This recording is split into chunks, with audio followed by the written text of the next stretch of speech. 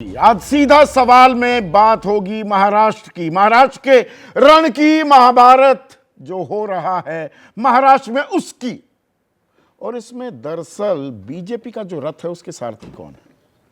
वो है प्रधानमंत्री नरेंद्र मोदी। उनका करिश्माई चेहरा ड्राइव कर रहा है उनके कैंपेन को, महायुति के कैंपेन को। और आज 14 तारीख है, 5 दिन बाद 6वें दिन वोट डाले जाएंगे महाराष्ट्र में, बटन दबाए जाएंगे। यानी कि 17 तारीख शाम 5 बजे तक जो मतदान के लिए प्रचार है वो होता रहेगा। लेकिन प्रधानमंत्री मोदी, उनके लिए आखिरी दिन है प्रचार का, इसके बाद वो महाराष्ट्र में नहीं दिखेंगे। तो क्या खाका खींच दिया है प्रधानमंत्री मोदी ने महाराष्ट्र में महायुति के लिए? एक है तो सेफ है, प्रधानमंत्री मोदी ये बात कह रहे हैं। इसका आक्रामक जो रूप है वो भी लगातार चर्चा में है। जो नारा दिया था योगी आदित्यनाथ ने, बटेंगे तो कटेंगे, यानी कि सीधे सीधे क्या ये एक ध्रुवीकरण की कोशिश है? सॉफ्टली, हल्के अंदाज में प्रधानमंत्री मोदी की, और आक्रामक अंदाज में मुख्यमंत्री, उत्तर प्रदेश के मुख्यमंत्री योगी आदित्यनाथ की। और दरअसल क्या ये काट है लोकसभा चुनाव में जो मराठा, मुस्लिम और दलित समीकरण महाविकास आघाड़ी के लिए काम करता दिखाई दिया था। और इसीलिए दिक्कत यहां तक भी आ रही है कि अजित पवार हो या पंकजा मुंडे, वो कह रहे हैं बटेंगे तो कटेंगे, ये महाराष्ट्र में नहीं चलता। पर किसके लिए चलेगा और कौन असली कौन नकली, ये लड़ाई, ये भी एक समानांतर धारा चल रही है। लेकिन इन सब के बीच लाभार्थी जाति, क्या दरअसल लड़ाई वहां अटकी हुई है? लाडकी बहन योजना 1500 रुपए मिल रहे हैं, अगस्त से ये मिलने शुरू हुए हैं। लोकसभा चुनाव के नतीजे के बाद जहां पर महाविकास आघाड़ी ने, इंडिया ने एनडीए को पटखनी दी थी, अब उसकी गूंज थोड़ी सुनाई दे रही है। शरद पवार भी मान रहे हैं। इसीलिए इंडिया वालों ने 3000 रुपए देने की बात की है। तो लाभार्थी, उसमें महिलाएं किसके साथ जाएंगी? यहीं पर खेल अटका हुआ है क्या? महाराष्ट्र में विधानसभा चुनाव को लेकर जबरदस्त जोर आजमाइश हो रही है। आज 10वीं रैली, अपनी आखिरी रैली महाराष्ट्र में संबोधित करते दिखाई दिए प्रधानमंत्री नरेंद्र मोदी। आज के बाद प्रचार तो अभी जारी रहेगा, लेकिन प्रधानमंत्री नरेंद्र मोदी वहां पर नहीं दिखेंगे। और प्रधानमंत्री मोदी एक बार फिर एक हैं तो सेफ हैं, इस बात को दोहराते हुए दिखे हैं।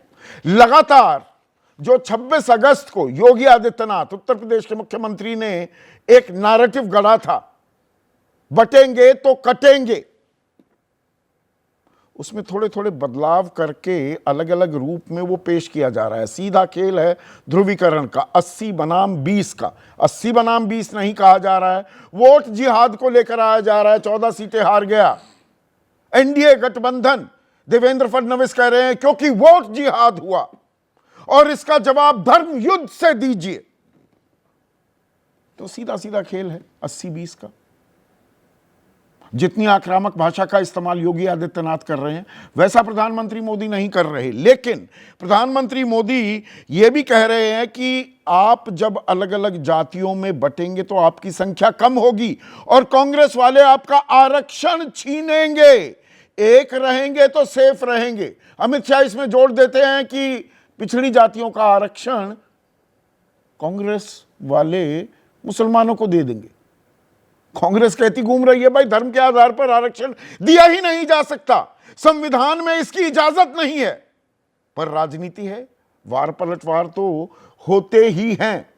अब प्रधानमंत्री मोदी जो कह रहे हैं कि जातियों में बांटेंगे, आरक्षण कम कर देंगे, ये जो 2024 के लोकसभा चुनाव में नुकसान हुआ था 370 पार 400 पार के नारे का, और विपक्ष ने कहा कि ये तो आरक्षण खत्म कर देंगे, संविधान बदल देंगे,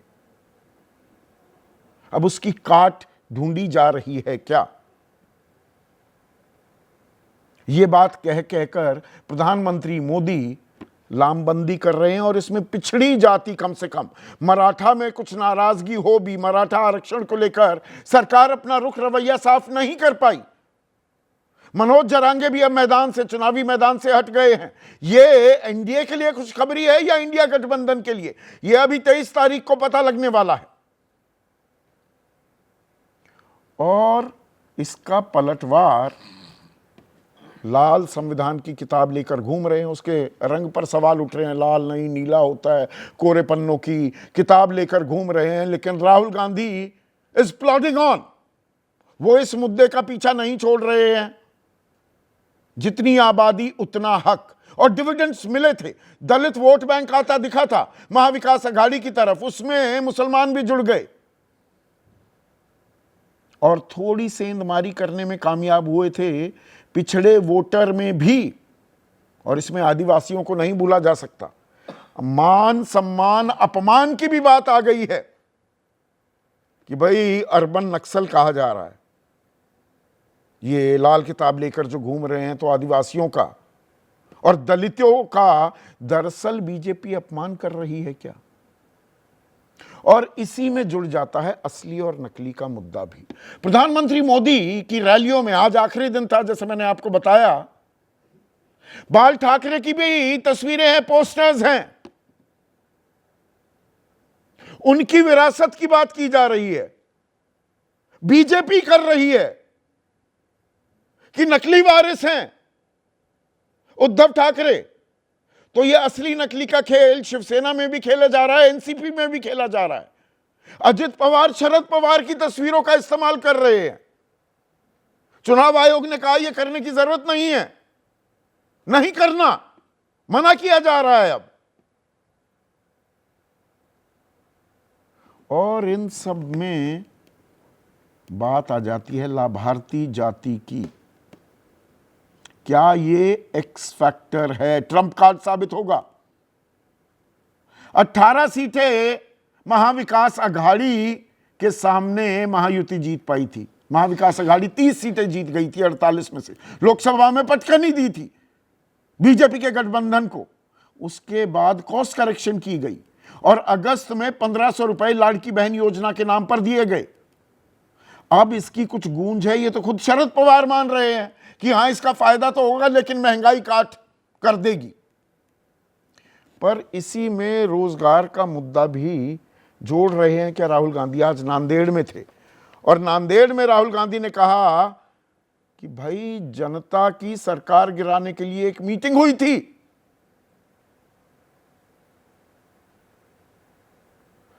और सरकार गिराने की इस मीटिंग में अडानी मौजूद थे। अब यह बात तो एक अखबार को अजित पवार ने कही है कि देवेंद्र फडणवीस भी थे, मैं भी था, प्रफुल्ल पटेल थे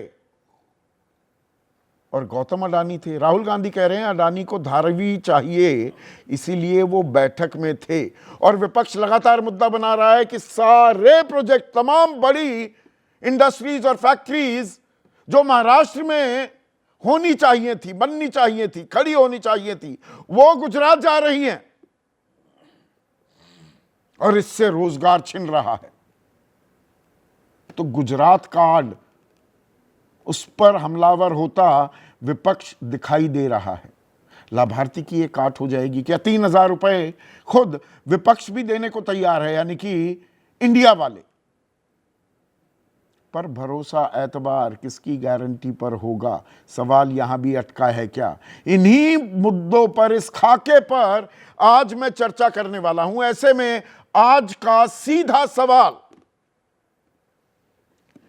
खत्म मोदी का प्रचार, जीत का खाका तैयार।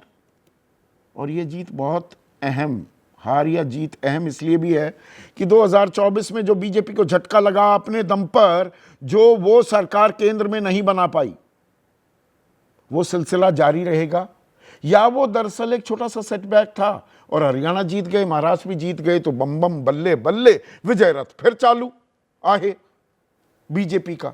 तो इसके राजनीतिक मायने और असरात आने वाले दिनों के लिए बहुत अहम है। और महाराष्ट्र में ध्रुवीकरण बनाम जातीय समीकरण। जैसे ही घड़ी का काटा दोपहर 2:30 पे आए, बबीता जी का दिल सास बहू साजिश के लिए मचल जाए।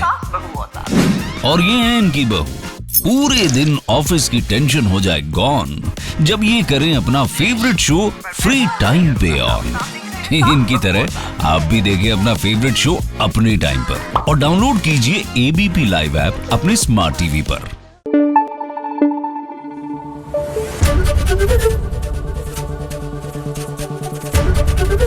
एबीपी न्यूज आपको रखे आगे।